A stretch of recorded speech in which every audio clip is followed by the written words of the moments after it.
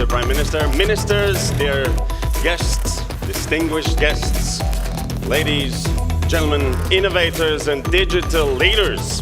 Welcome to Techritory 2025, once again.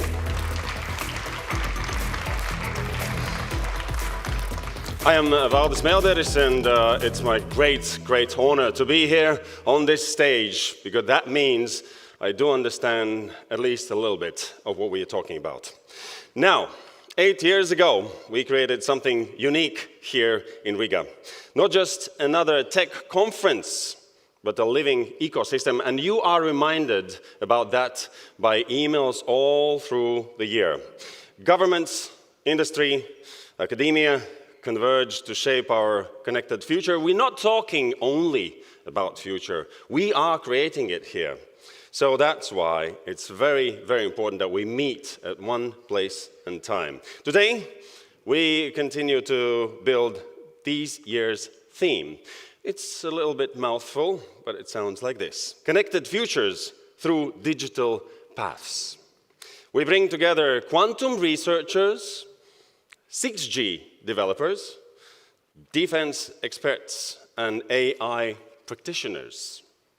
Well, we will engage with pioneers in maritime autonomy, architects of sustainable data centers, experts in non-terrestrial networks connecting land, sea, air, and innovators protecting our digital identities and critical infrastructure. And today, it is really critical.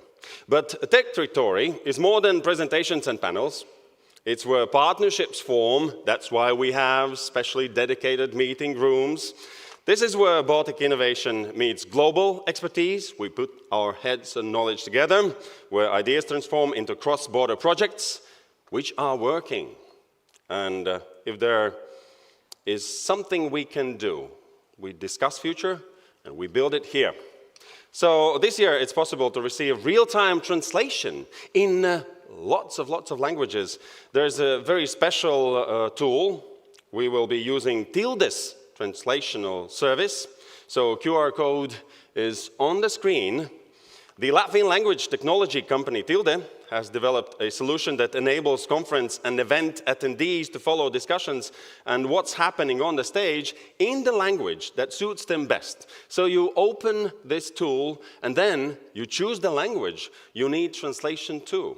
You can even convert speech into text, and also this tool provides real-time transcription and translation. The translated text can be also converted into audio using voice synthesis, which allows attendees to listen to their chosen language, but then please use your headphones. So, as with any AI-driven solution, there may be occasional minor inaccuracies, but it's a highly effective way to follow and understand the speaker's main message in the language of your choosing. Now, let's have the opening words. Please join me in welcoming the Prime Minister of the Republic of Latvia, Evika Siliņa, to the stage.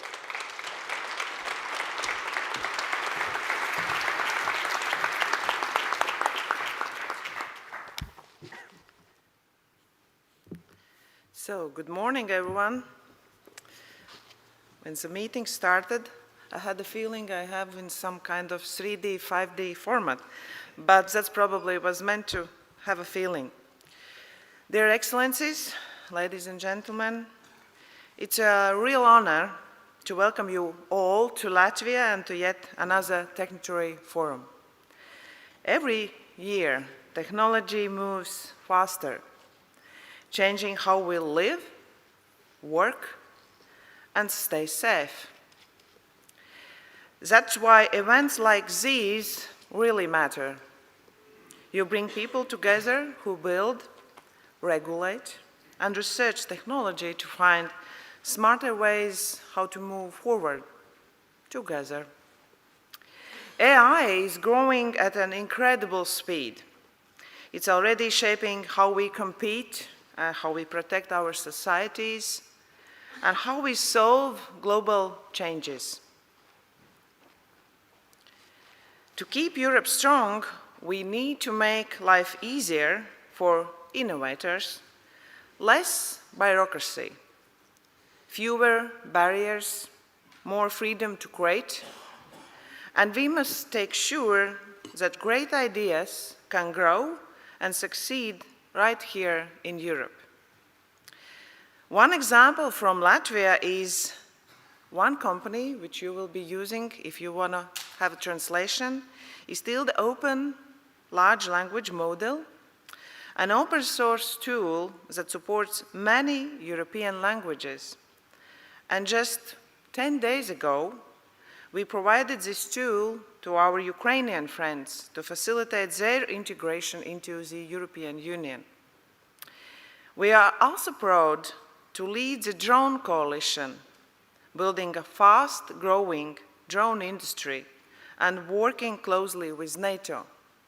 And now we will be not just working with NATO, as well in the European Union, we will be providing our solutions, our practical solutions to other European members, as we are now committed to build a drone wall. Together with Ukraine, we learn from real battlefield innovation.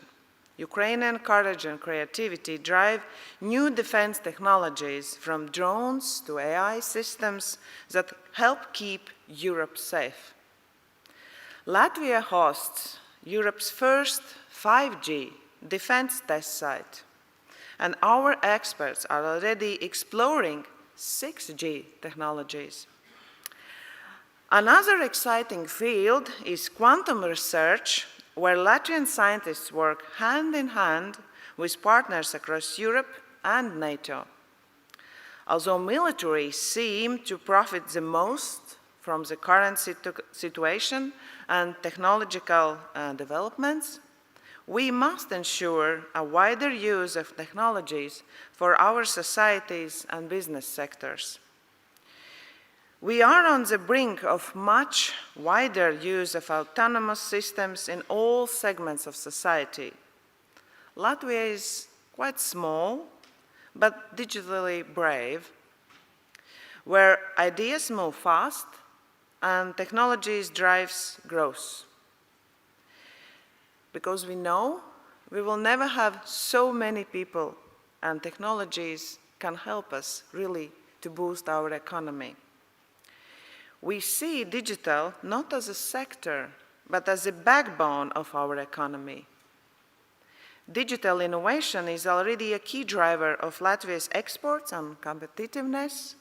Our tech companies bring smart, secure, and sustainable solutions to markets across Europe. This digital strength also goes hand in hand with my vision for reducing bureaucracy. Digitalization helps to simplify rules, automate procedures, and make government faster and more transparent. And that's what exactly I will be discussing with my colleagues tonight and tomorrow in Eurocouncil summits, because bureaucracy and helping businesses to work in a much flexible way within Europe is one key factor what we want to change, what we want to do in Europe to make Europe more competitive. By using technology wisely, we can better support entrepreneurs and make the public sector more efficient. This year, we launched the National AI Intelligence Center, a new kind of partnership between government, business, and universities. Its goal is simple: help everyone use AI faster, smarter, and as well responsibly. We are also investing in digital skills and infrastructure because people are at the heart of any digital success story.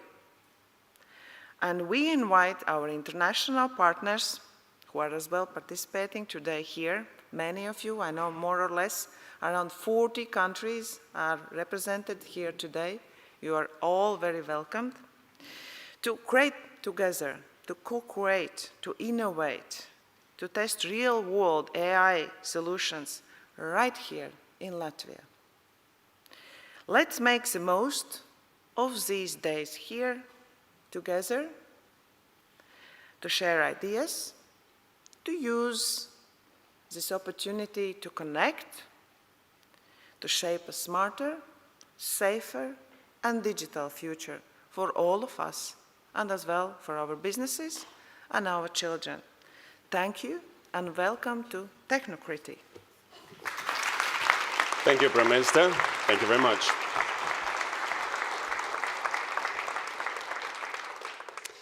And now please welcome Her Excellency, German Ambassador to Latvia, but also representing here today the city partner of Techritory, the city of Hamburg, Her Excellency Gudrun Maslow.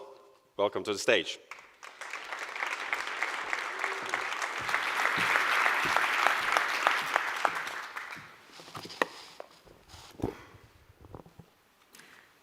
Dear Madam Prime Minister, Ministers, Excellencies, dear guests, it is a great honor for me to speak to you on behalf of the German government and the Free Hanseatic city of Hamburg at the opening of the Techritory 2025 in Riga. Let me start by saying how proud we are about the close partnership between Germany and Latvia, in particular in the economic domain. In the 35 years since Latvia regained its independence, German as well as Latvian companies engaged to establish sustainable and lively economic relations between our two countries.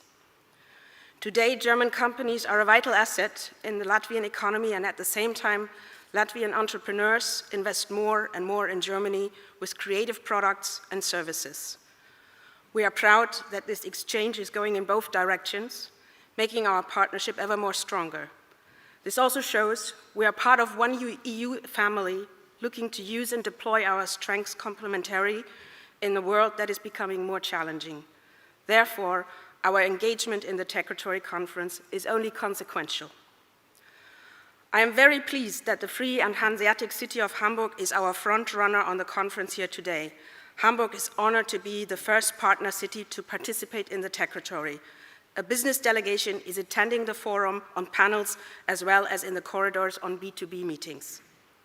Hamburg and Latvia, both Hanseatic cities with long historic ties, are well aware of each other's potential for deeper cooperation in the areas of digitalization and AI, life sciences, and renewable energies. Reciprocal visits of governments' representatives during the last years and this summer have led to concrete projects, among others, between the Port of Hamburg and the Free Port of Riga, and between the Hamburg Artificial Intelligence Center, ARIC, and the Riga Technical University. But Hamburg also reaches far beyond. In partnership with the United Nations Development Programme, the German government paved the way for introducing principles for leveraging AI responsibly for sustainable development. Global leaders from the public sector, business, science, and civil society have jointly endorsed the Hamburg Declaration on Responsible AI for Sustainable Development Goals this June. AI, for quite some time, was the playground for nerds and IT specialists and is nowadays sweeping into all our parts of daily life. It has great potential to alleviate production processes, medical diagnoses, observation of climate change, and microorganism developments. It has the power to support injured and disabled persons, to fight poverty, diseases, illiteracy, and to boost research. However, the potential of AI does not lay in the good only. Unfortunately, the same powerful options may also be used with bad intentions. The Baltic countries have been among the first who became victims of unfriendly hybrid attacks far more than 10 years ago. In Ukraine, AI increasingly becomes part of this unjustified war in empowering drones almost up to AI self-control. In Europe, all countries have become targets of disinformation campaigns, cyber espionage, and cyber crimes, often against critical infrastructure. The Hamburg Declaration is but one example that the United Nations have taken steps to establishing rules in the fields of digitalization. UN Global Digital Compact laid the foundation for another inclusive global discourse on AI. Germany strongly welcomes this globalization of the AI architecture and is committed to actively contributing and inviting all parts of the world into this discussion. To complete the picture and to bring the focus back to lower-hanging fruits, we fortunately may state that also the European Union is speeding up its coordination and supporting efforts in the field of AI. This comprises regulations, e.g. the AI Act, as well as promotions, e.g. for establishing AI factories and gigafactories, and thus also give European enterprises the opportunity to develop, test, and deploy AI with solutions in data labs. With this in mind, we should focus on digital skills of European societies. The Baltic nations are far beyond Germany. Latvia offers more than 95% of public services online. IT contributes to up to 7% of the gross national product, perhaps in the meantime even more. In Germany, the new government is determined to speed up processes in Germany as well. The establishment of the respective ministry has just been a starter. In September, Chancellor Merz pushed the button for launching Jupiter at Jülich, the first European exascale supercomputer. In order to reach out for everybody in our societies, we do have the responsibility to foster trust. We all agree that essential rules are necessary to invite people to go online and eventually benefit from AI. As we can see from this year's Techratory agenda, from the space to the sea, from high-tech quantum approaches to rural reach-out, from individual wallets to cross-border cooperation, AI is more than playgrounds for specialists, but offers added value to everybody in the free world. Germany and Hamburg are looking forward to continuing our close cooperation with Latvia and wish all participants of the Techratory Forum 2 days full of good conversations, knowledge growth, and new joint projects. Thank you very much. Thank you, Your Excellency. Thank you.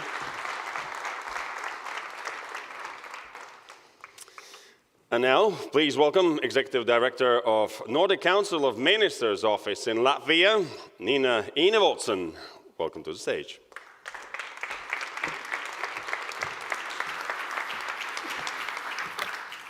Good morning, Prime Minister, Excellencies, ladies and gentlemen. It's, as always, a great pleasure to be here at the Techratory. Since 2018, the Nordic Council of Ministers has been a partner to this event, and again this year it grows, and it's spectacular to see. Our commitment defines what the Nordic Council of Ministers stands for. We don't just facilitate digital development, we architect a trust-based, sustainable and collaborative digital society. And we work against cyber attacks and immediate threats to our platforms. In order to achieve these goals, our collective vision for digital partnership strongly depends on educated professionals. Europe is facing a significant talent shortage, which is why mobility and education are top priorities for the Nordic Council of Ministers. It is extremely important that Europe fosters a frictionless talent pool across our borders, and that we create competitive opportunities for digital developers and innovators.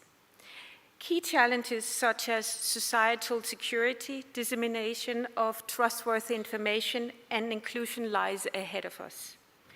Digital security is a national and regional imperative, requiring cross-border collaboration to protect our digital identity and to ensure the resilience of critical infrastructure. Looking ahead, the Nordic Council of Ministers, together with our Baltic partners, are investing in a new Baltic AI Center launched today in Stockholm and mentioned by the Prime Ministers. Thank you very much for the collaboration on this. And we established Nordic and Latvian local branches in the Baltics. The AI Center will serve as a regional lighthouse for responsible and competitive artificial intelligence. I would also like to mention other existing projects in this area, such as the Nordic-Baltic eID project, the so-called NOBIT, which is developing a cross-border digital identity, as important as ever. And the Nordic-Baltic regulatory sandboxes, the NOBAREC project, which facilitates the joint regulatory testing of digital solutions. Finally, I would like to mention the NB Connect project on digital connectivity and infrastructure that is extremely interesting and will be discussed later today in a separate panel discussion. I would encourage you deeply to participate in this later this afternoon. Building the architecture of a human-centric digital future requires trust, collaboration, and shared values. As we do have all of those between the wider Nordic-Baltic region, I can only see light ahead of us. Thank you for being a part of this vital trust-building process. With these few remarks, I wish you a great conference. Thank you.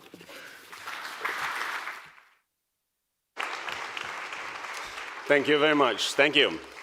Now let's get to work already at this opening ceremony, and we will have a discussion panel right away. But before that, please use your mobile devices so you can ask questions on Slido. And if panelists or speakers will leave time for questions, please use QR code. That's the safe one. Or you can go straight to Slido, and then the code is opening stage. Just type it in and ask questions. And by the way, you can also vote for the questions you like already. And most popular ones, if there will be time left, we will ask from the stage to the speakers or the panelists. So we are going now for the discussion panel, from global strategies to local benefits. Which tech advancements matter to everyone? Because there are so many tendencies. Where are we going? Which ones to watch closer? Although everyone knows it's AI, but maybe we're missing something. So first, there will be short statements from the panelists, like briefly, about where they are, how they see that. And we will begin with Secretary General of Organization for Economic Cooperation and Development, Matthias Cormann. Please welcome to the stage.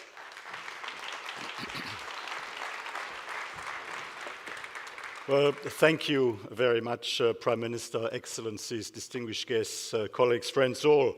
Thank you for inviting me to participate and speak at this Secretary Forum.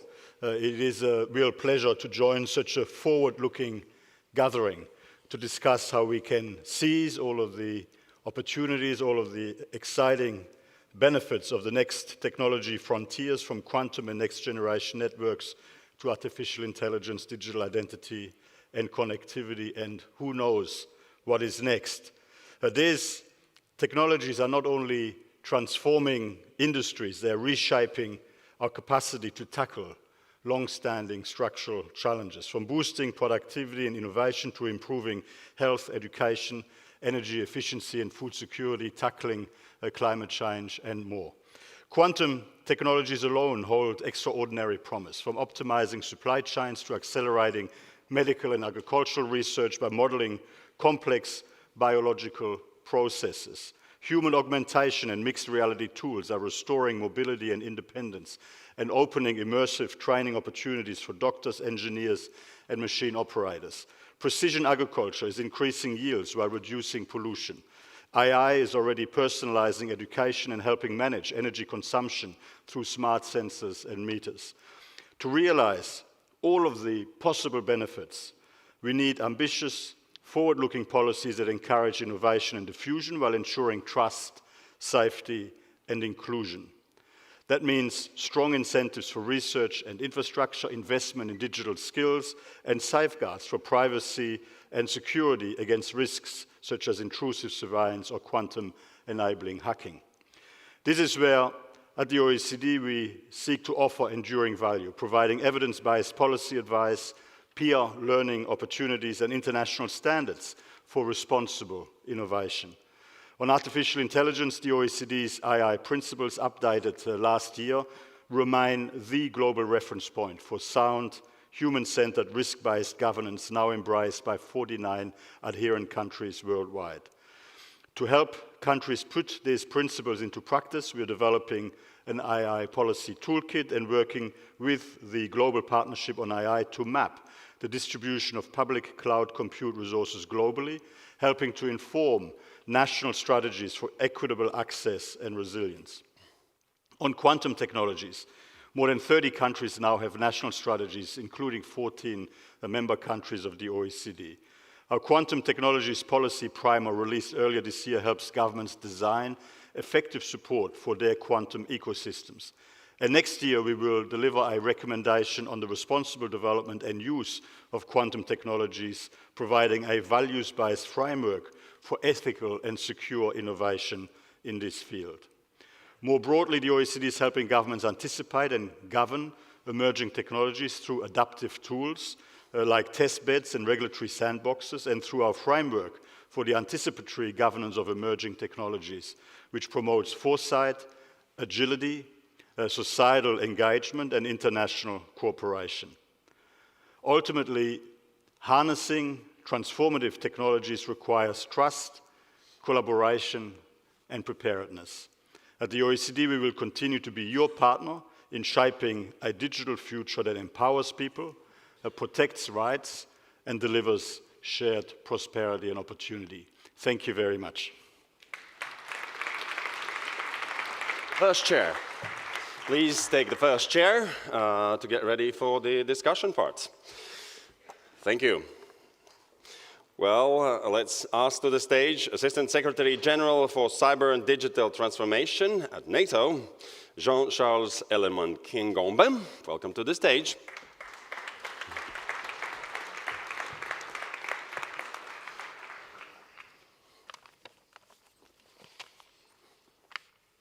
Thank you very much, dear Prime Minister, Excellencies, ladies and gentlemen. I'm delighted to be in Riga for the Techritory Forum 2025. But let me begin with a hard truth. The Euro-Atlantic area is not at peace. Russia's war of aggression against Ukraine has shattered the foundations of European security.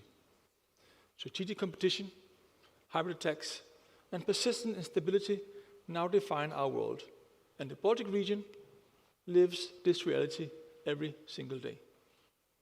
Yet Latvia stays strong. Your courage and commitment to our shared values have strengthened NATO as a whole, and NATO has acted. We have reinforced our forward presence, enhanced air and missile defense, and raised the readiness of our forces. These measures are not symbolic. They are a concrete demonstration of unity and resolve. We will defend every inch of Allied territory without hesitation, without delay. But the threats we are facing are evolving fast. The next battles will be fought not only at land, on land, at sea, or in the air, but in space, cyber, and across the digital domain. Russia is using cyber attacks, electronic warfare, and disinformation to weaken us from within. China is creating strategic dependencies, weaponizing supply chains, leveraging AI, quantum, and 6G to expand its global and military reach. We are moving into an era where AI and quantum-enabled attacks can cripple infrastructure, disrupt decision-making, and break the encryption that protects our military networks. This is not theoretical. It's happening now, and we are in a hurry. Which brings me to my key point today. We must fully understand the implications of urgency. For one, it means broadening our understanding of risk, which can no longer be viewed on an individual basis when accrediting a new system or acquiring a new technology, but need to recognize the overall risk of falling behind in the technological race. And we have to factor this into our due diligence. It also means greater reliance on private sector solutions, exploring automation, and, above all, rethinking our traditional approaches to procurement. We must accept the fundamental premise that the consequence of urgency is doing things differently. At the end of the day, our success will depend on our ability to embrace a change in mindset, from senior policymakers to the junior desk officers in the acquisition branches of our defense ministries. At the same time, we must remain anchored in our values, accountability, transparency, and responsible use, the very principles that distinguishes the alliance from its adversaries. So how do we stay ahead? The answer lies in resilience, innovation, and urgency.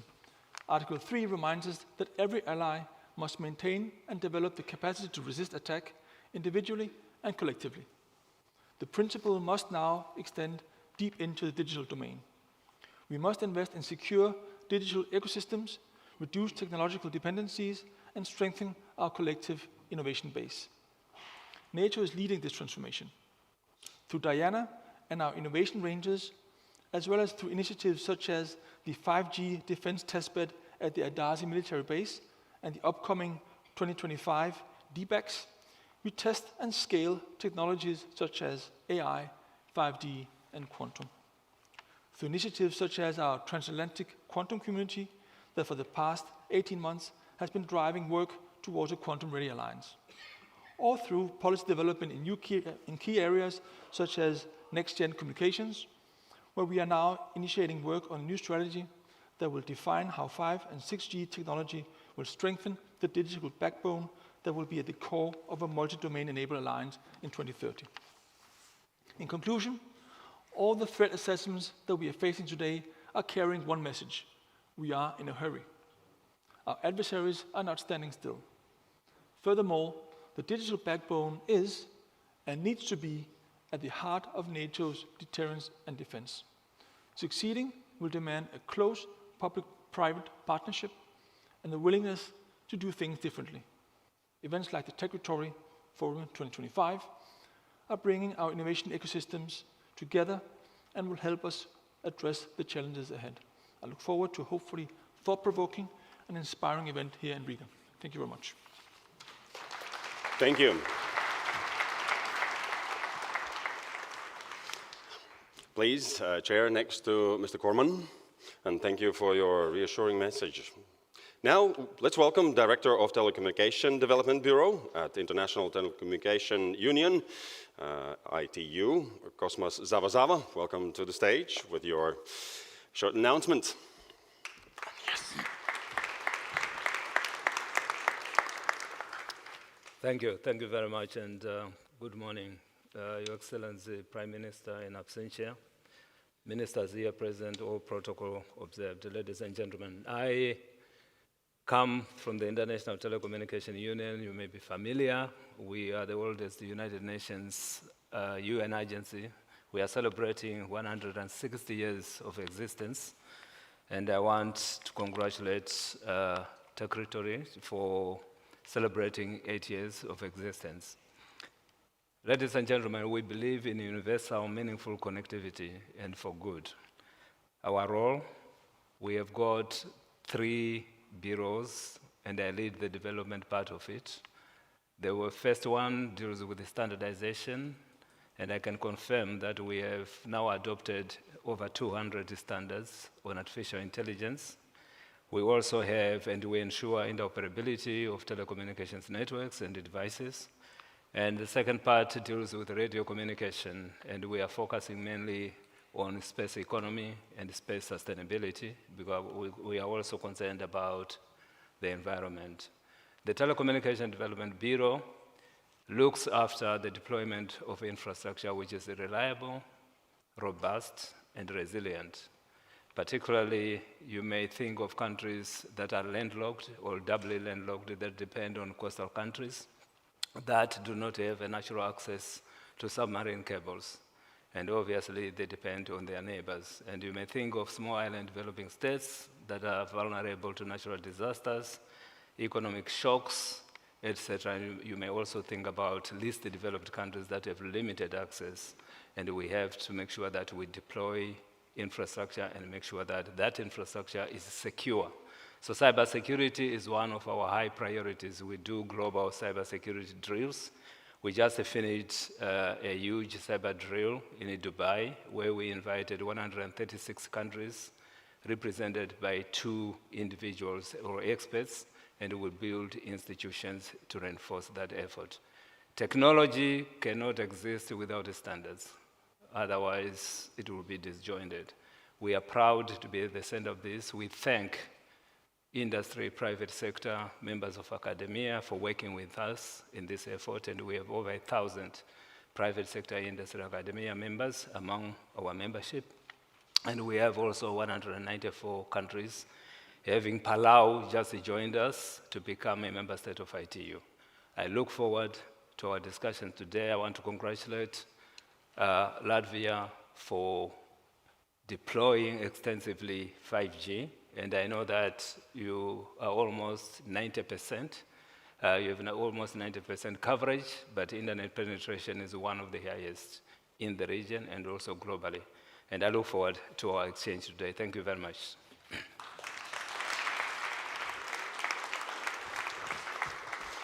Thank you.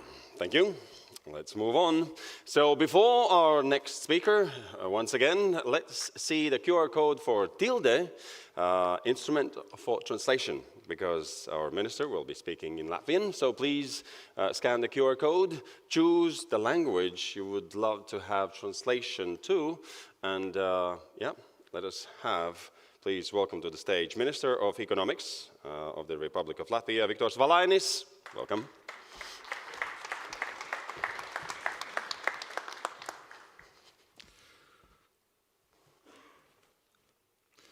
Good morning, ladies and gentlemen, dear friends, excellencies. It's a really great honor this year to host this event here in Latvia, which is happening already 8th time, and this year there is more than 1,200 participants. And there will be more than 80 speakers who will today discuss about really important topics, and theme of this year is Connected Futures Through Digital Paths. And I think it's really important, and it really captures that when we are thinking about technology development, it's not about speed, it's not about technologies, it's more about purpose. The purpose why we are developing them. And it has to be accessible. It has to be for the reason to help people to deliver challenges, and that's why I will ask for you all to use this Tilde tool, which actually really in the best way shows us how AI technologies can help us to bring daily life in easier as it is.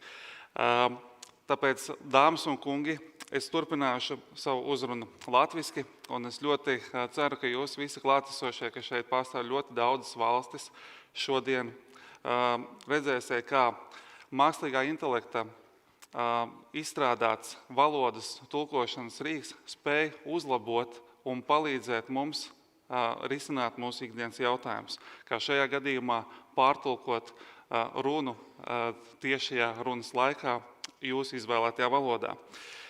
Digitalizācija un savienojamība šodien ir mūsu ekonomikas pamats. Tas ir pamats, kas veido arī mūsu drošību, tas ir pamats, kas veido mūsu ekonomisko izaugsmi. Dažādi draudi, ar kuriem mēs saskaramies ikdienā, mēs dzirdam arvien vairāk par GPS traucējumiem, mēs dzirdam arvien vairāk par dažādiem kabeļu pārāvumiem mūsu jūrās. Tie ir izaicinājumi, ar kuriem mums nākas saskarties. Tie ir izaicinājumi, kas ir vērsti tieši pret šo attīstības scenāriju, kuru mēs visi kopā esam izvēlējušies. Bet mēs izvēlamies stāvēt tam pretī un būvēt jaunus un jaunus savienojumus, tāpēc arī Latvija rūpīgi investē jaunos digitālos savienojumos un digitālās infrastruktūras attīstībā. Un šodien Latvija ir viena no pasaules līderiem digitālo pakalpojumu izmantošanā. Mūsu iedzīvotāji to izmanto ne tikai izklaidē, skatoties kādas filmas vai izmantojot to dažādiem izklaides nolūkiem. Mēs šo izmantojam, lai palīdzētu uzlabot mūsu veselības aprūpi, lai palīdzētu navigēt jūrā kuģus. Mēs šo izmantojam, lai palīdzētu attīstīt mūsu lauksaimniecību un celt tās produktivitāti. Mēs to izmantojam, lai palīdzētu uzraudzīt mūsu infrastruktūru un stiprināt mūsu aizsardzību. Un šodien mēs attīstam kopā ar mūsu zinātniekiem jau 6G tehnoloģijas, un Latvijas universitātes kopā ar pētniekiem, startup uzņēmumiem ir gatavi palīdzēt to būvēt ne tikai Latvijā, bet Eiropas un globālā līmenī. Tāpat arī mākslīgā intelekta tehnoloģijas izaicina mūsu industrijas un liek tām mainīties, bet šīs pārmaiņas nāk par labu, un mēs attīstam šīs tehnoloģijas, balstotās zaļās inovācijās, darbinot tās ar zaļu enerģiju, lai mūsu nākotne balstītos ilgspējā. Protams, mēs arī attīstam kosmosa un kvantu tehnoloģijas, un mūsu zinātnieki ir atraduši un spēj sev parādīt pasaules līmenī, piedāvājot savus risinājumus šo tehnoloģiju attīstībai. Mēs arī turpmāk to darīsim, un šodien laikā jūs uzzināsiet ļoti daudz par to, ko mēs esam sasnieguši. 8 gadu laikā man ir liels prieks, ka Latvijas valdība ir palīdzējusi šo kongresu, šo konferenci organizēt. Un šī konference no mazas Baltijas valstu konferences ir kļuvusi par tiešām starptautisku un pasaules līmeņa konferenci, kas pulcē kopā pasaules spožākos cilvēkus, un kā mēs jau redzam šodien šeit šīs skatuves ir pasaules līderi no dažādām pusēm. Un mēs ticam to, ka attīstīties mēs varam tikai un vienīgi sadarbojoties. Un šodien es sveicu visus mūsu sadarbības partnerus, draugus, kas ir šeit atbraukuši, jo kopīgi mēs veidojam nākotni drošu un iedzīvotājiem draudzīgu. Paldies jums! Paldies, Ministra kungs. Paldies. And now, to join this powerful and influential panel, I would like to ask the presenter, speaker, and founder of I Love Productions company, and our moderator, Marjorie Payon. Welcome to the stage.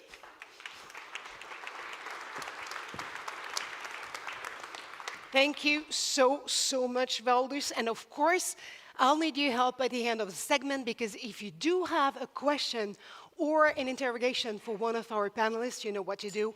Just scan the QR code, type in your question, and we'll be happy to be your spokesperson on this very stage. So, gentlemen, it's an honor to be with you on stage today as we are going to discuss and dive in these technologies which are actually driving us from global strategies to local benefits.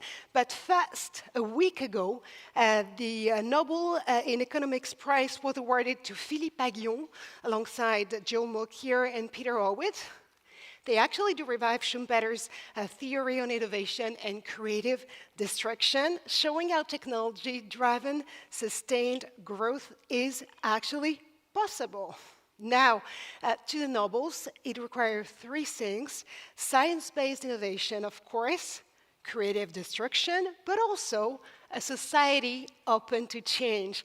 So, should we actually dare taking progress for granted? And the question is open to the entire panel, of course. Secretary General Corman, maybe first.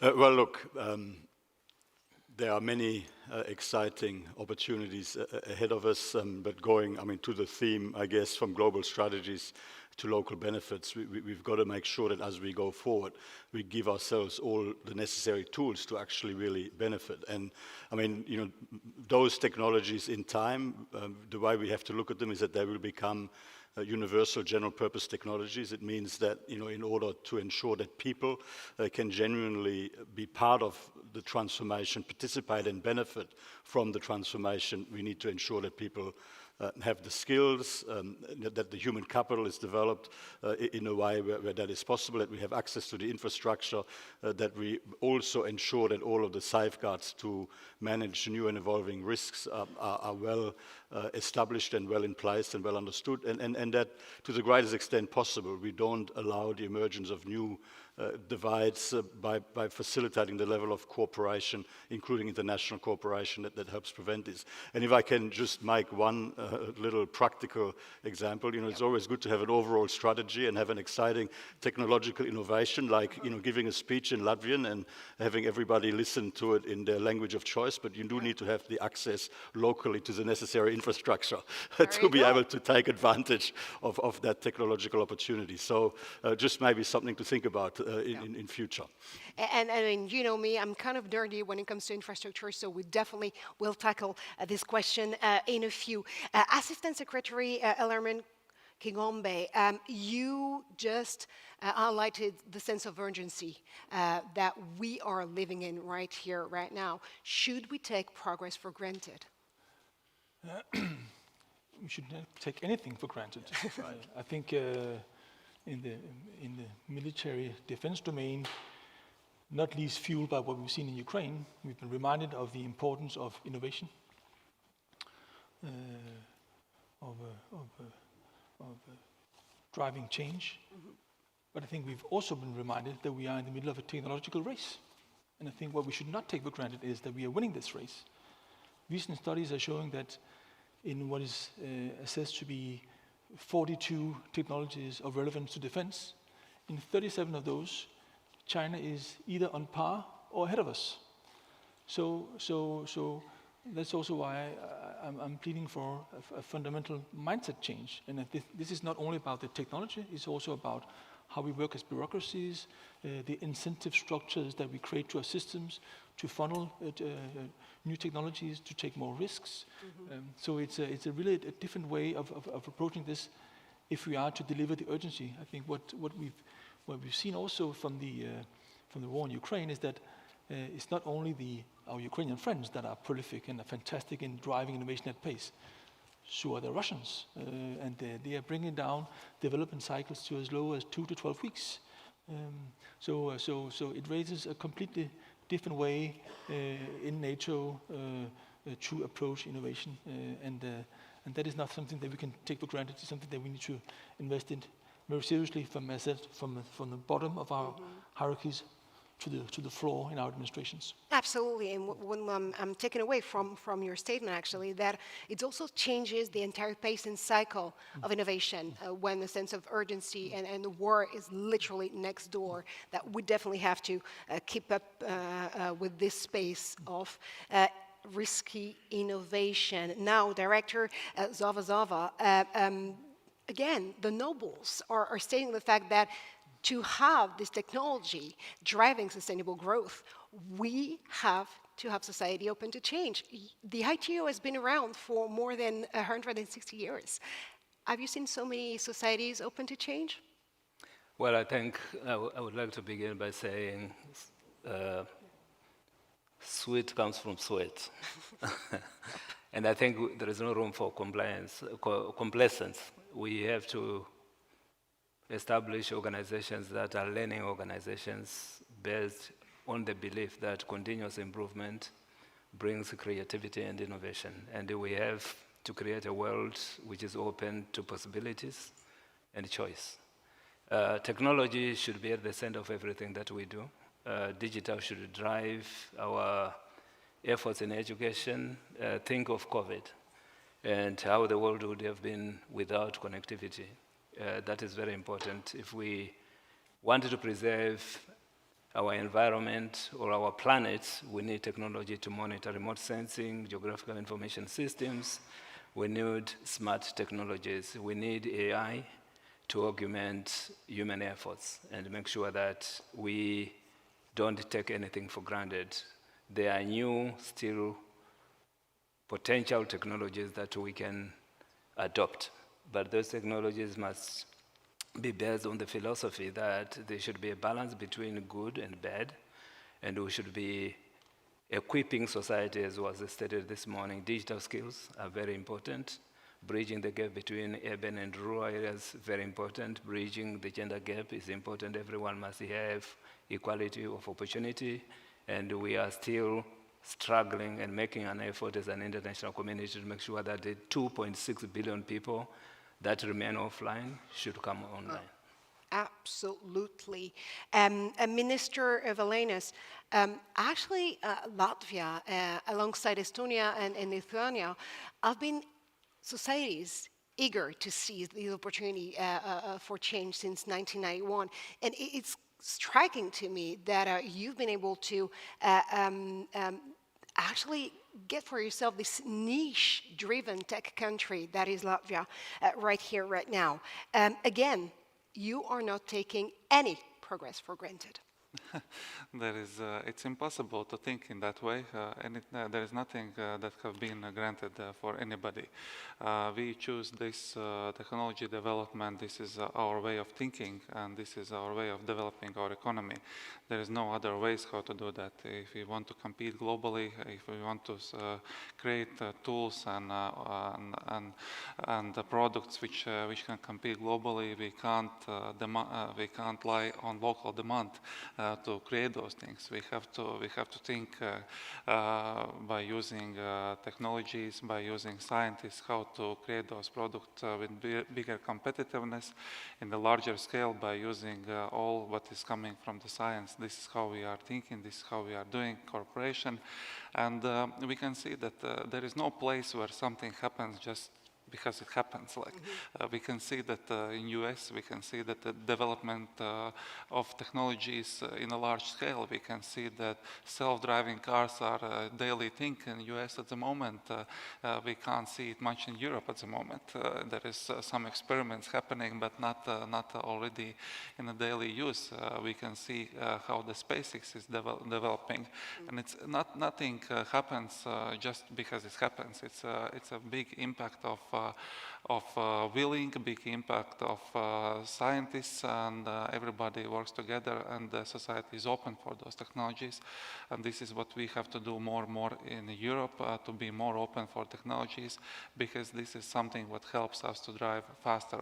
My speech today was in Latvian, and it was translated very easily to any language, and it was a tool which is created by a Latvian company as well, not for Latvian market. It's more for the global markets, and they succeeded already, beautiful results while they are doing it. But they are not the only ones. There are many companies like that in Latvia. Yeah, I mean, build local, but think global. And actually, if you want those technologies to matter to everyone, we have to get back to this basic, simple rule. I mean, we as humans don't embrace the technology unless we do trust it and understand it.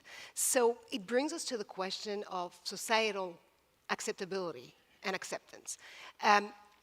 Whoever wants to jump first on this question can, of course, around this panel here, but how can we foster better societal acceptability when it comes to technology, maybe such as superintelligence? I mean, today, the Financial Times is reporting that 800 name in the industry, but only name in the industry, it goes from Stephen Bannon, actually, to Meghan Markle, are actually taking the stand to ask for a prohibition of superintelligence out there. If not, we're probably going to have to raise of tensions in between superpowers.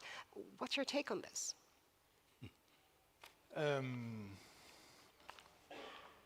If you look at NATO again, we are obviously a defense alliance, but we also an alliance based on that has a common value set that drives our work. Responsible use is at the core of all our policies, also on use of technology. I think that in many ways you can say that we are making life a little more difficult for ourselves than our adversaries. But this is our foundation on which we develop our policies. But coming back to my point earlier, we also need to recognize that we are in a race. And if you see the battlefield in Ukraine, AI-based solutions have enabled reduction of decision-making time by 90%. AI-enabled solutions have enabled improving precision striking with the effect of reducing the need for 155mm shells by 40%. So these are solutions that can be winning a battle. And if you look long time, we need to make sure that we can win that technology race, because that will be necessary if we are to win a potential future battle. So I think there are some trade-offs here that are uncomfortable. We have developed things such as the Data and AI Review Board, where we look at the toolbox that provide responsible use of AI. So we have that focus, but we also need to have the focus on pace. And that is in there is a dilemma. It's an uncomfortable dilemma, but it's there, and I think we need to face it. So how can we be more comfortable? I mean, very important point. I mean, let's say we were to switch off more rapid innovation here. That won't stop accelerating innovation elsewhere. So, I mean, innovation is with us, and it's a good thing, but new technologies inevitably don't just come with new opportunities and new benefits, they also come with new and evolving risks. And what we need to do in order to be in the strongest, best possible position to take advantage of the opportunities is to systematically identify the risks and put strategies in place on how best to manage those risks. And, of course,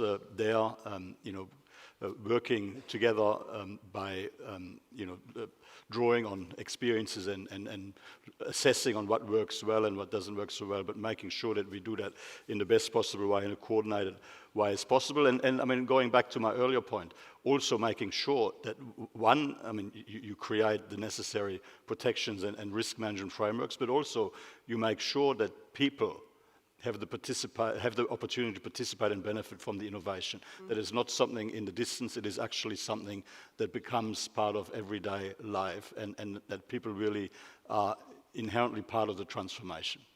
That will also help build trust.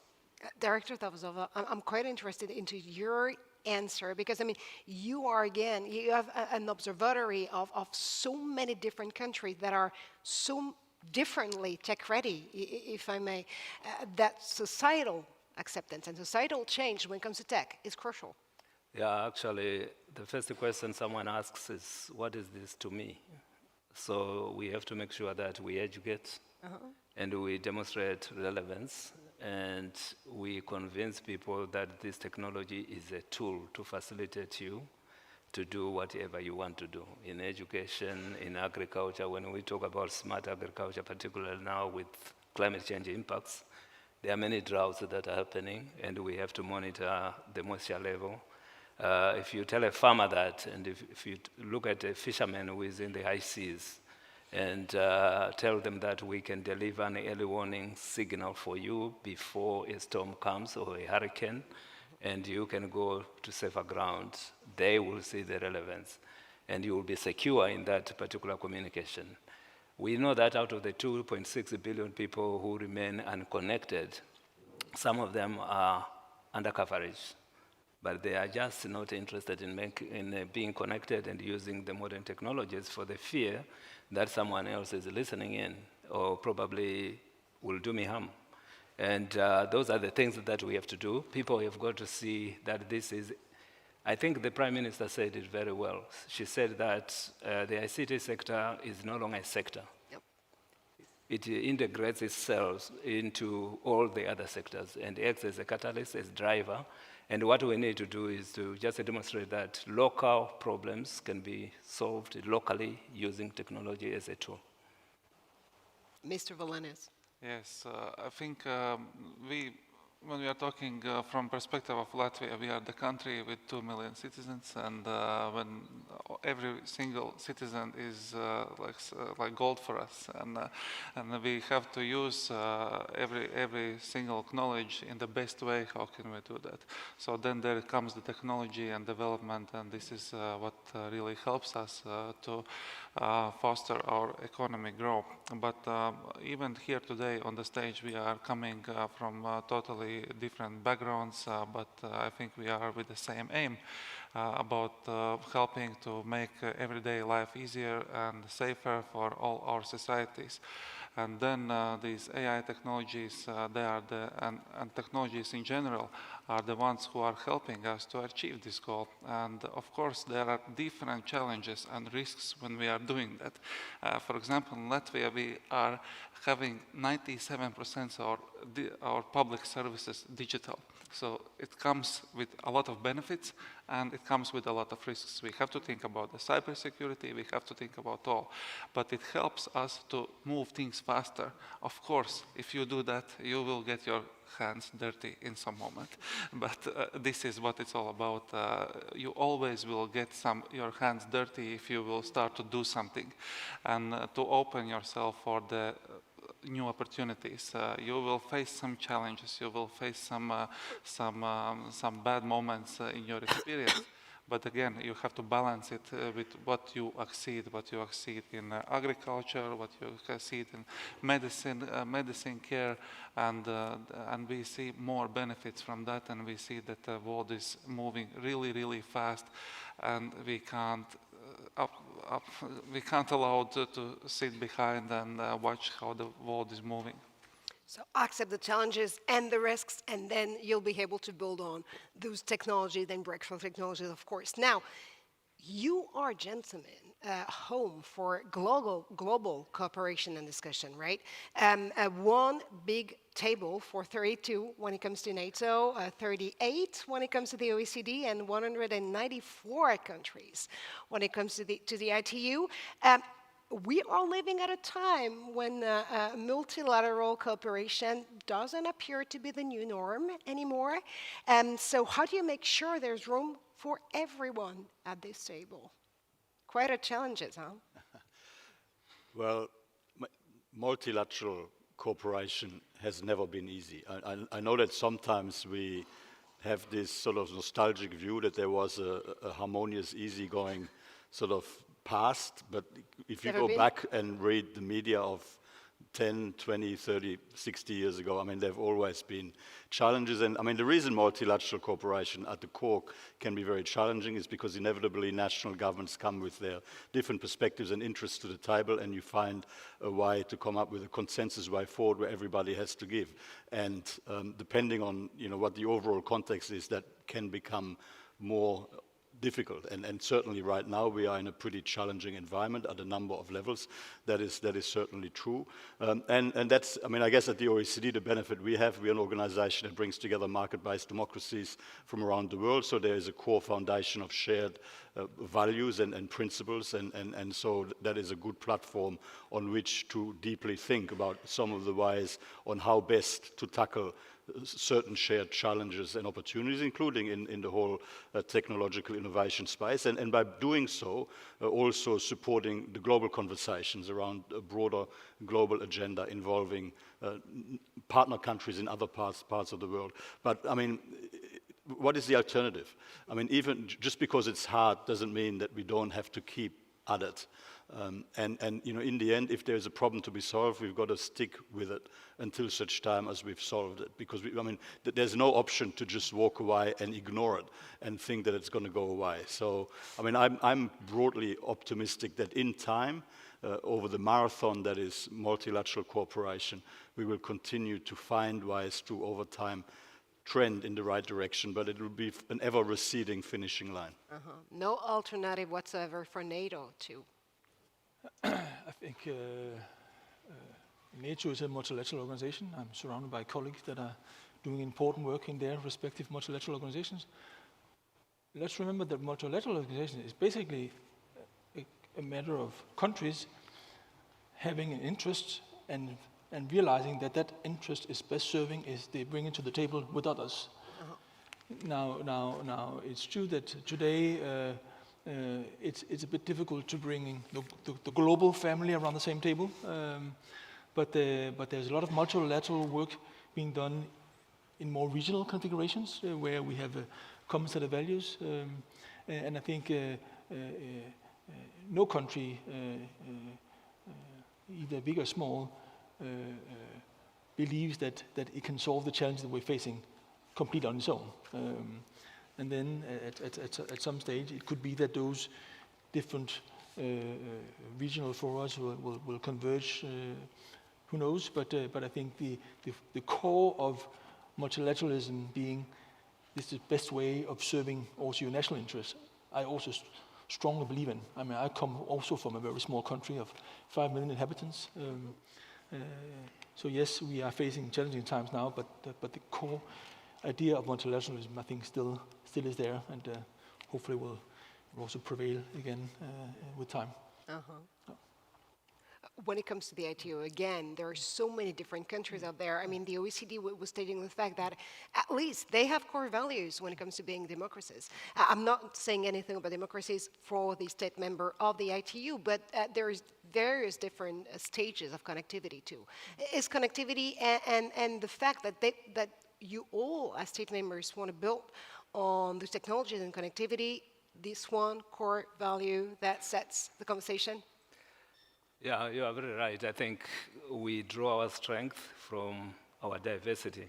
We have small countries, we have large countries, huge population, or populated countries, and remote communities that are fragmented around hundreds of islands on an island. And that is what makes us great. Our membership gives us the basic structure that we want, because we have private sector. Private sector prides itself for doing business. When they do business, they get return on investment, but they will be doing a social good by connecting everyone, and that is very important. We do regulation, and we help countries to come up with viable policies, but we don't want those policies and regulatory frameworks to stifle innovation. And that's why we strongly believe in finding innovative solutions for a better connected future. And that is very important. When we work on artificial intelligence, we all know the platform or the foundation of artificial intelligence is data. Without partnerships with the operators, without partnerships with the regulators, there will be no AI to talk about. And we are concerned that, of course, developing countries get the feeling that local content is not captured. That's why I liked the app, which it translates into various languages to make it easier for people to communicate and to connect. So I really think that partnerships are very important on a win-win basis. It doesn't mean that if we get from academia intellectual inputs that they should walk away with nothing. There must be something, because they are empowering and building communities and the young leaders for the future. So it is important for us to harvest that and also make sure that the industry is comfortable. The regulatory framework is not behaving like gatekeepers, but as ecosystem enablers to make sure that the private sector does what it does best. We collect statistics and we analyze the statistics. That's why I can quote 2.6 billion people remain unconnected. And I could give you even further statistics to say that in the least developed countries, 70% of the population are women and children. And they are very enterprising, but it is very difficult when you don't digitalize them so that they can access far-off markets and be able to engage in electronic commerce. So it is important for us to have a conversation with all stakeholders, non-governmental organizations, civil society, governments, also to stimulate demand on digital services by making sure that government services reach all communities and individuals. And digitization is everything to those populations, of course. Now, Minister Vilenis, Latvia, of course, is a very effective member of all three organizations out there. And you're also betting on more regional, local partnerships, such as the Nordics-Baltics cooperation. What are your takeaways from multilateral to regional type of conversations? I think it's for countries like our country, it's really important to be a part of those organizations. And when we do have facing some challenges, or it's defense, or it's trade, or it's digital development, or it's you always have to find some allies with whom together you can solve those challenges. And of course, the most important for us, of course, is NATO, and it's for our defense, which stands on top of everything. And this is why even our next year's budget will be 5% dedicated for the security from our GDP, and that's, I think, really great success for our government over here.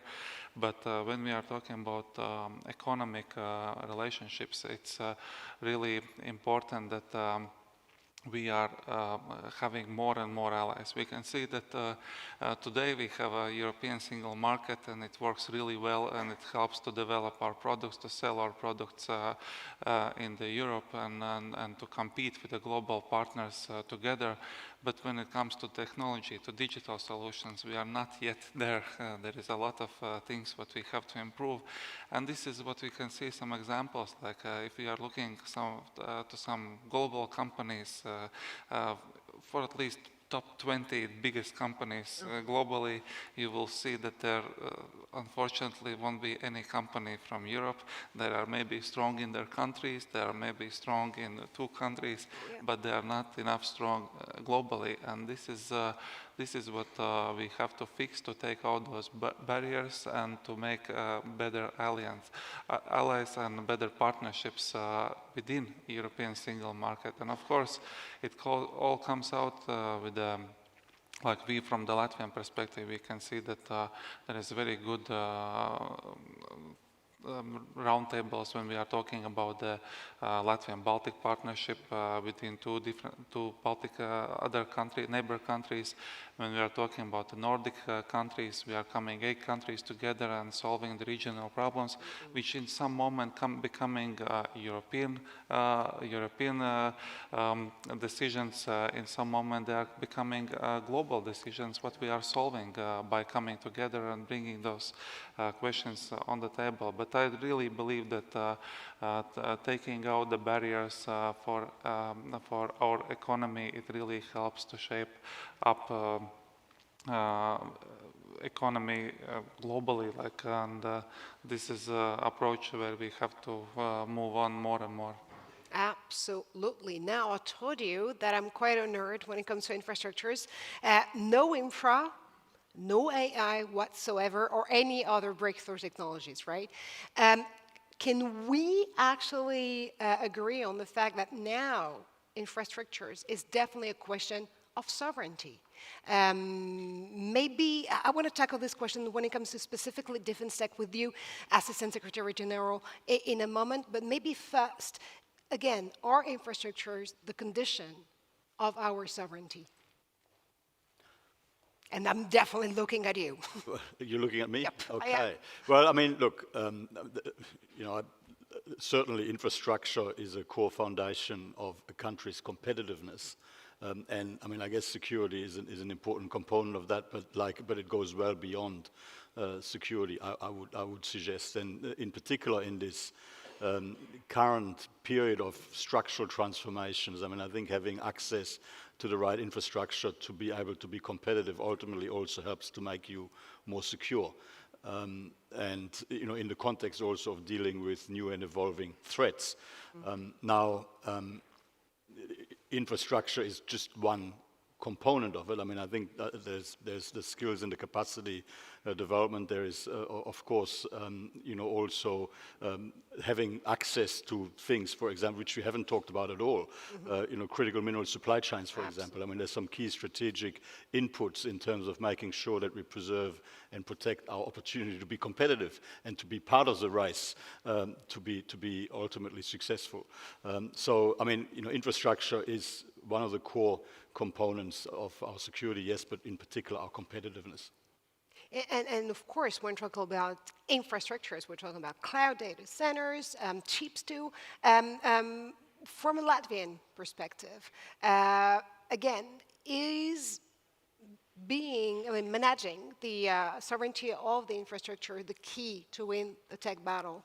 Of course, it's a core thing to have, but I totally agree with the Secretary General about that this is actually only one part. You need skills, you need knowledge, you need to educate people about using these technologies, because we use today this translator, but we need tools like the phone, which is in everybody's pocket, but we need skills to navigate all those systems and to use it. But it's a little example, but when we are thinking about, there was an example about agriculture, like you need to put this infrastructure, you need to access for the internet, you need all that. When you fix that, you need to skills how to use that. That's why you have to, invest in human capital that people knows how to use these skills and that they can use them in the best way. First of all, from Latvian experience, the first investments was to have access to internet for all the people. Like when you do that, then we can see that we don't have to do anything much more. There are many companies, many startups who are starting to develop different kind of products for people, how to make their life easier. And a lot of global products which came into Latvia was with really great success. A lot of people were using them just because there was internet connection to everybody, like simple thing. But a fast internet, this is as well when you are going to the 5G, 6G, it's already opened yourself for different opportunities. And our tech companies are doing really great job to deliver those opportunities to our people, and our people then are using those things to create products, to use it in their manufacturing, and it helps and of course, I think one of the biggest is our defense as well.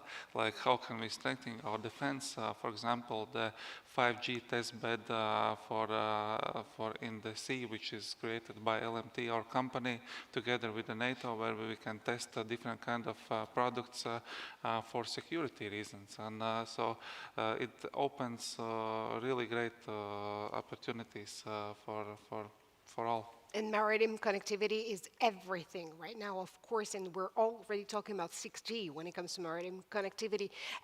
Director Zavzova, again, no infra, no power whatsoever, no sovereignty over those applications. If we want to grow on our digital-driven economies, on software, we have to secure the hardware part of it first. But again, I mean, you have so many different members when it comes to the ITU. Let's talk about, of course, what's crucial for the infrastructure, which is, or are actually, rare earth. China, Brazil, Australia, Russia are leading the way when it comes to detaining rare earth and selling it or sharing it with the world. This is definitely a crucial question. Yeah, okay. So I think for us, infrastructure is probably to economies and sovereign states as much as the human backbone is to humans. So it is important for us to recognize infrastructure as the fundamental basis on which we can launch development. If we don't have infrastructure, then you are completely disconnected. Harmonization of policies and regulations are very important to make sure that there is coherence, and that's why internationally agreed standards are important, so that there is interconnection and interoperability on various infrastructures. Sovereignty is a good word. Nation states want to feel secure, and according to the UN Charter, of course, it is the right of the country to control its territorial jurisdiction, but you need the others to be able to work, particularly in an era of globalization. It's important to have conversation, and that's why we have the convening power to bring industry, to bring countries, and make sure that they understand how they can cooperate and work together with others. And that's why the internet has become a big tool, because it's a network of networks. And we need, even in making sure that we develop digital skills, we are also not leaving anyone behind. The issue that you mentioned reminds me of the flying geese of the past, of the 80s. Some countries fly faster than or ahead of others, and others follow. So whether you have got a comparative advantage or competitive advantage, I think there must be a door for others to follow and to play catch up, and probably also give lessons to those who are flying ahead of them, because they would learn from the experiences of those.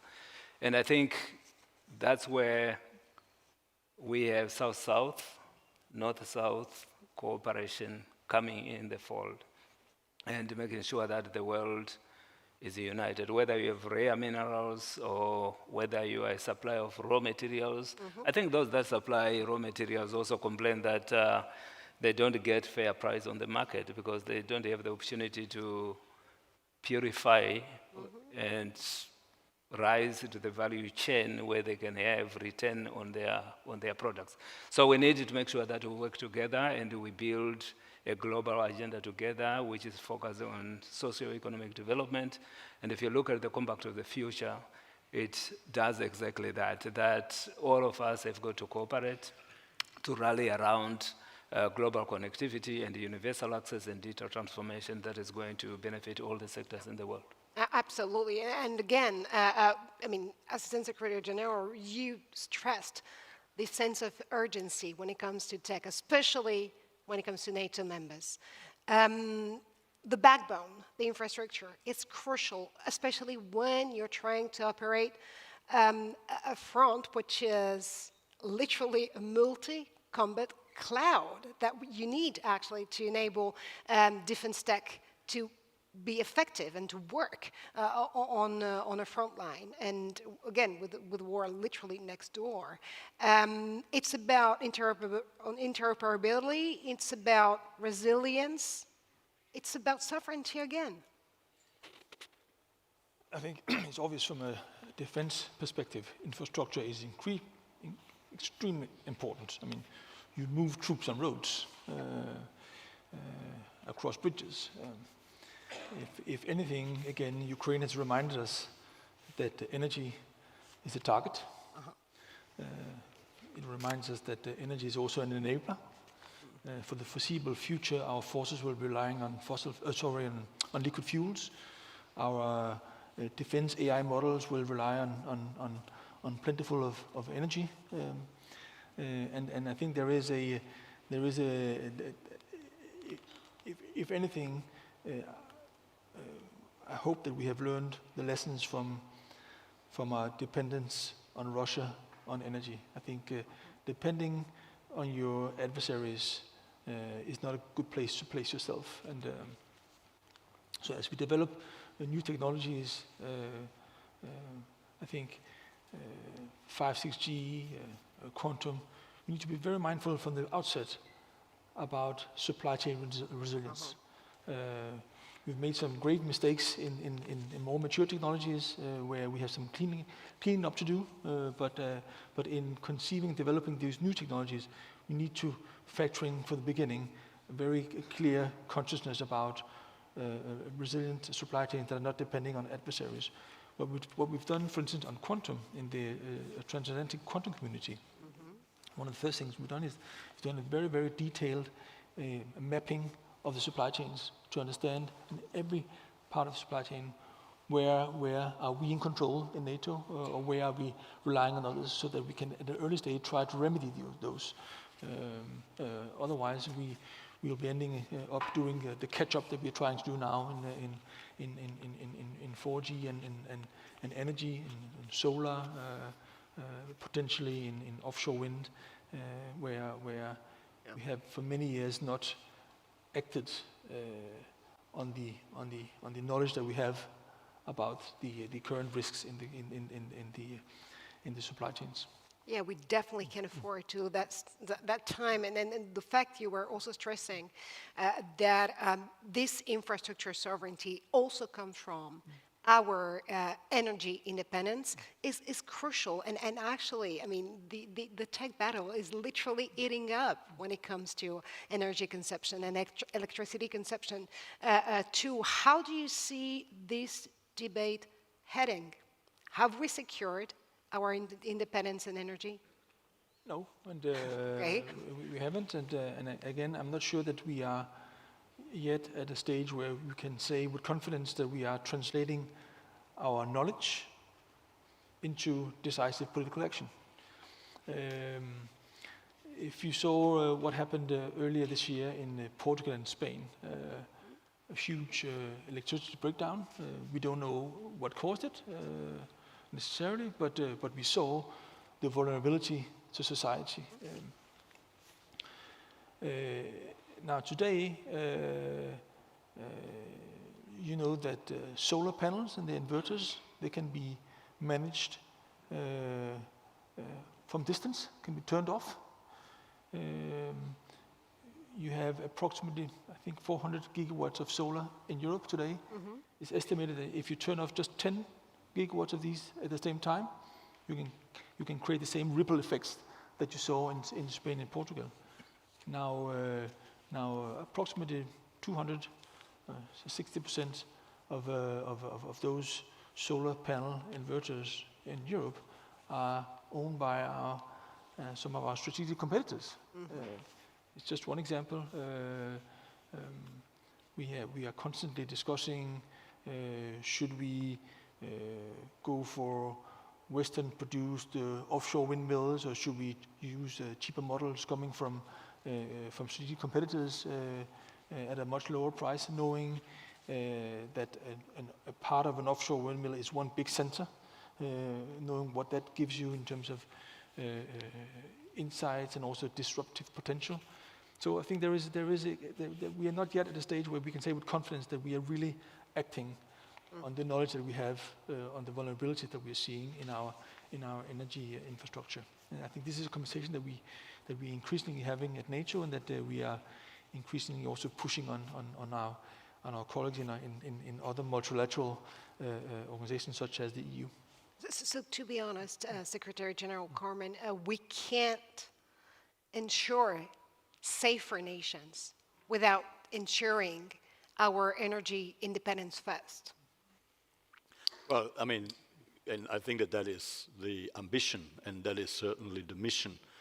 And I think, I mean, that work is obviously continuing. And I mean, being a bit positive and focusing on the half glass full rather than the glass half empty. I mean, if you look at the energy challenge that Europe had to deal with post Russia's invasion of Ukraine, and the way, I mean, energy supply arrangements had to be literally adjusted overnight. I mean, it was a massive change that was overwhelmingly quite successful in all of the circumstances.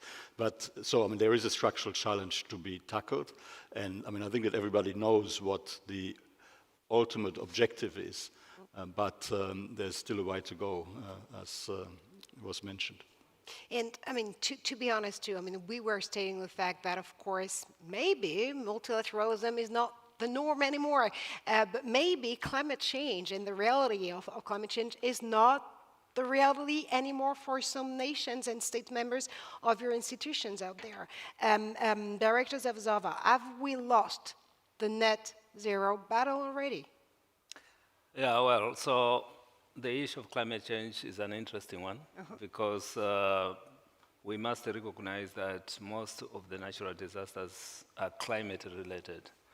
And that's why the UN Secretary General, together with ourselves, launched what we call Early Warnings for All, where we have a target to make sure that by 2027, every living human being is within reach of an alert, mobilizing various technologies like using one of our standards, which is Common Alerting Protocol, making sure that you can disseminate early warning signals through any means of communication which is at the disposal of individuals, including cell broadcasting, which we presented and promoted recently at G20 in South Africa under its presidency.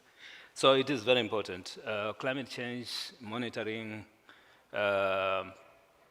focusing on adaptation and mitigation are very important, but I must add also that with the data centers being promoted all over the world and artificial intelligence, that is a power guzzler. So we have to make sure that there is so much energy which is available in order to power these machines and the process.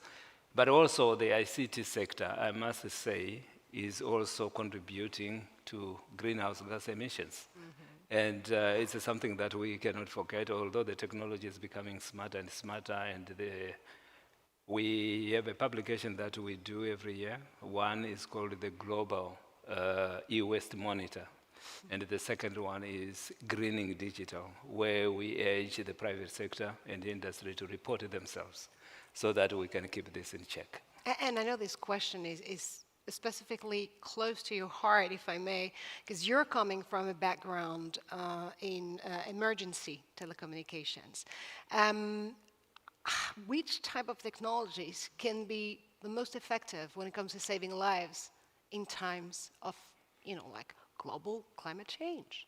Yeah, as an elected official of the International Telecommunication Union, I'm taught and advised to say that we are technology neutral. I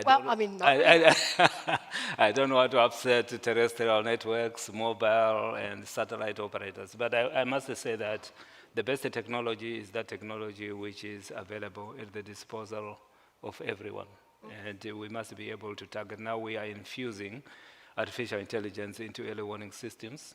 And when disasters do strike, we must make sure that broadband satellite terminals are available to everyone and they are affordable.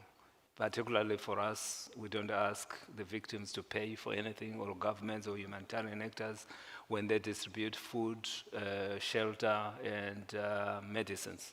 So it is important for us to make sure that we can also learn from nature. If I may say that during the tsunami, I was in Phuket in Thailand for a ministerial conference where we were discussing early warning systems for tsunami for Asia and the Pacific. And we discovered that the elephants which were tied to entertain tourists broke their chains way before the tsunami arrived, but the tourists, who are humans, were advancing towards the waves. And they died, and the elephants went to higher ground, they didn't die. So traditional knowledge is also quite important. And I think it's important, what you say is very important, to make sure that we develop technology and we don't duplicate effort. The technology that we use for general connectivity, for socioeconomic development, should be the one that we mobilize also to make sure that people are alerted on time. And one piece of technology that I meant itself crucial to climate change, but also defense tech, are definitely drones. Minister Wallenius, you are leading with the UK coalition when it comes to drones. Can you dive into it for us? Drone coalition, I think it was one really great success what we achieved, and we started to gathering countries together to help for Ukraine. And what happens during those couple of years, we can see that drone companies and R&D investments into the drone technologies are rapidly rising here in Latvia. We are becoming a real center of the drone development technologies, and there are really large companies launching and giving the best knowledge for the technologies development, not only for Europe, but I think globally, and really helping for Ukraine to fight against Russia. And I think it's something what really happens over here in Latvia today. We are very proud of all those companies who are working here now. The more connected, the more hackable. It is a basic rule when it comes to cybersecurity. Coming back to the question of drones, actually, and again, they are definitely at the center nowadays of defense tech in Ukraine, but not only, and also of a new sector reviving itself when it comes to growing and building on this drone sector out there, either for defense or civilian applications. Cyber is definitely the side question of everything, every piece of technology. I know that in your title, Assistant Secretary General, there is definitely cyber out there. So how far are we prepared to answer any cybersecurity threat call? That's a difficult question. I know. We are prepared, and we are investing daily in strengthening our preparedness. In my title as a cyber, this is also digital transformation, and I think that goes hand in hand. The digital transformation in itself exposes us, brings opportunities, but also exposes us to more cyber attacks. We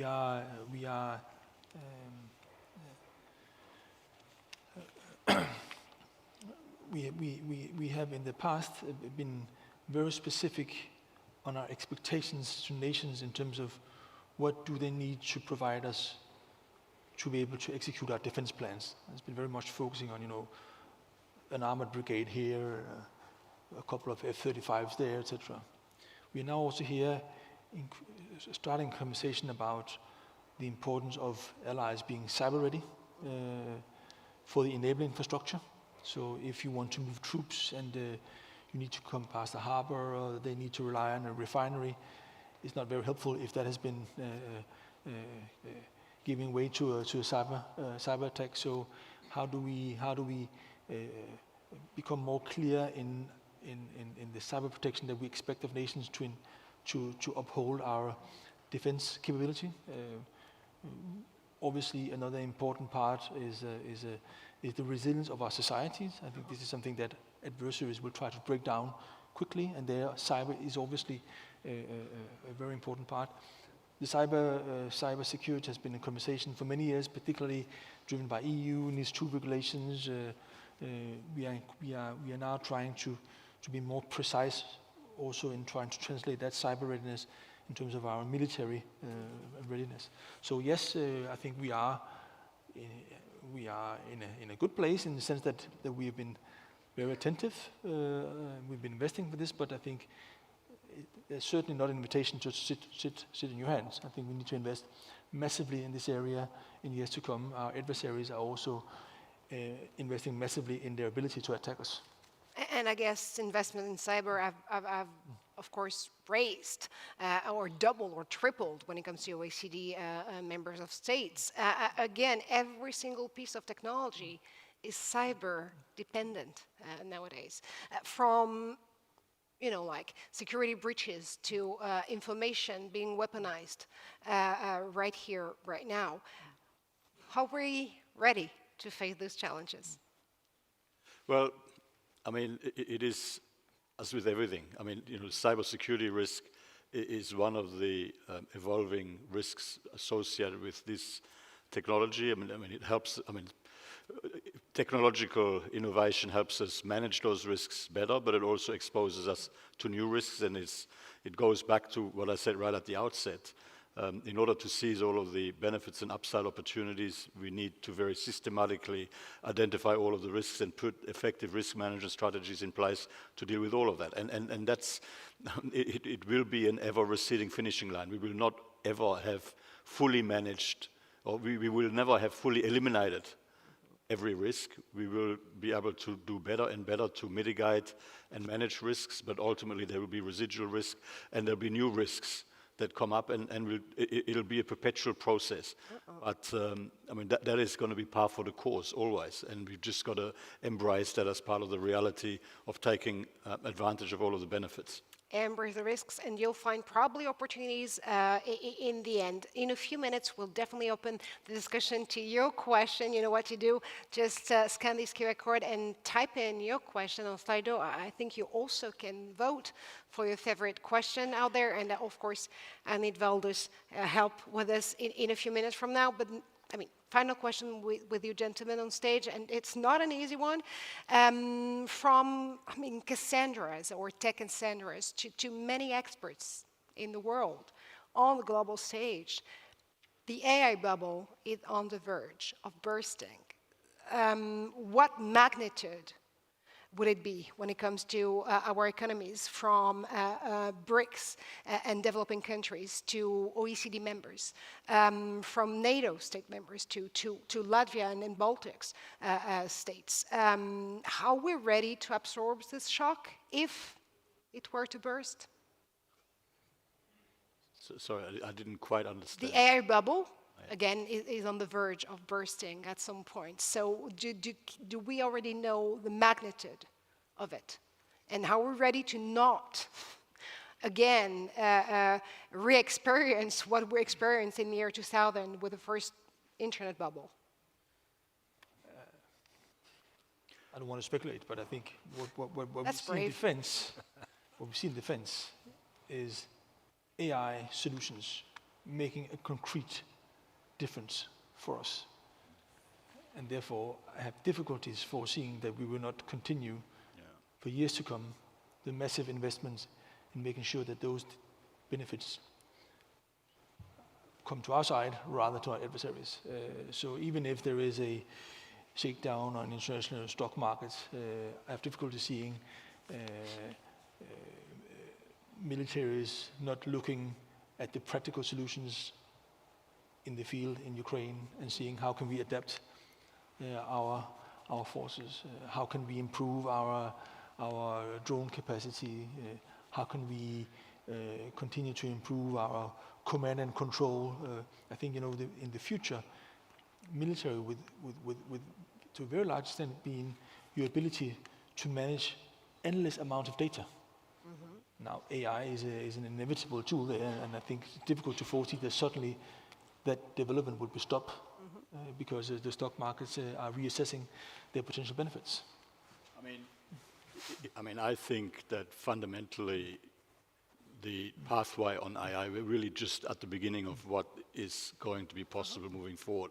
And whatever the fluctuations are going to be, over the short term, I think over the medium to long term, the pathway towards AI as a general purpose universal technology with lots of new exciting applications is going to be in one direction, and that is up. And I think, and when we look at the last 2 or 3 years, the way some of that has accelerated, I think that will continue into the future. Now, I don't get too distracted by shorter term considerations. Keep on being focused, though. Well, that's good. This is the way. I think there always will be some technology battles, or it's tech battle or it's AI battle, where everybody is trying to reach new goals, and always will be some challenges which is coming with us. The topic about the cybersecurity, it's really important topic, but I think it has to be, we have to think more today about the companies, like the government institutions are working really hard for the keep safe all the technologies and defense systems, but for the companies, that is something what we are facing now, where we have to face more attention to that. We can see how it affects some global companies already. But when we are thinking about development, there will always be somebody who will say, who will be against that. But from the stock markets, you can see how big investments are today into AI technologies development. But I think after it will succeed one level, and then there will come another new battles. I think the next one is coming already, where our companies are stepping in right now, but this is really futuristic. Yeah. And I think the next battle will be moon battle. Who will take the moon first? And it's coming even closer than we think we are. Well, that's the reason why we call this a moonshot project, right? Director Zavzava, I'm kind of curious, when we're listening about this AI bubble the risk to be bursting at some point, and if I do mix it and patch it with this Tech Bros motto, which is move fast and break things, I'm curious about the 2.6 billion part of the population was not connected today to whatever technology whatsoever. Can we at some point change the narrative and say that, yes, we have to move fast, but we can fix things? Okay, so I want to begin by saying that, first of all, I don't agree that we're in a bubble. You have the right to disagree. This is your stage. Yes, because I think it is the reality that we have. I don't believe that there will be a best, because AI is in high demand, and AI is AI for good. You can do a lot of things to support humanity in its efforts to scale new heights. The 2.6 billion people, by the way, we need them to contribute to data. The concern is they feel left out because the models that are being developed under AI are biased. Yeah. And that is a concern that we would like to. And I think governance, ethics, to confront the evils of deepfake, hallucinations, falsehoods, and misinformation are very important. But it's a different story from trying to stop AI. We have to manage it, and the governance is fundamental in this respect. Governance is everything. And actually, let's be joined again on stage by you, Valdis, because I'm kind of curious to know what are your questions and interrogation for the panel. Yeah, the most popular one on Slido is by Alexander. Director Zavzava mentioned that regulators don't want to stifle innovation. But the common feeling, like in media and in society, is that AI is over-regulated in the European Union compared to US. So do you think it's true? So what's the feeling? Great question. I already said I think it's true, and I think the company's development is really showing why it's true. Like I mentioned, all the biggest companies are not based in Europe. And there is a lot of startups, a lot of really fast-growing companies who is being established for the first idea over here in Europe, in Latvia. There is a big impact and a lot of scientific knowledge being done in Europe, but when we are thinking about scaling up, it's happening overseas or in Asia, and this is the problem. But I see that after Draghi's report, there is some upcoming developments in the EU level that will be implemented very soon, that will change that already next year. So I think we are on the right path today. Interesting. So it's getting better. It will get better. It's not yet, but it will get better. You also touched the exclusion, digital exclusion and inclusion question. And there is this feeling that how do we address the techno-feudalism trajectory that we are on, especially so in AI. Ultra-rich tech owners hold a growing influence. That's one thing. Other thing is that they are changing their core values depending on who is in power, as we saw right now in America. They just shifting whatever something changes.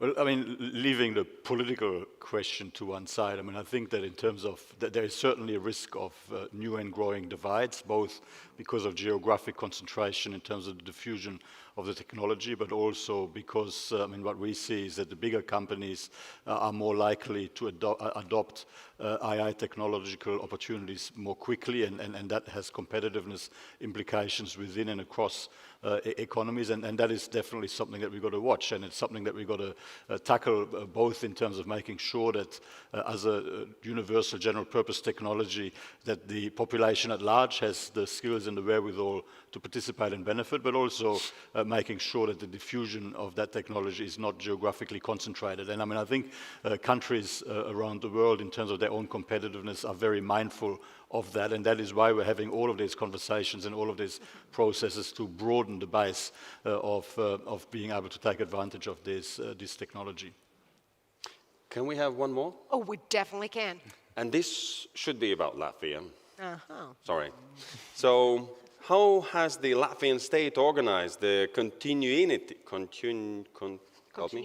Yes, thank you very much.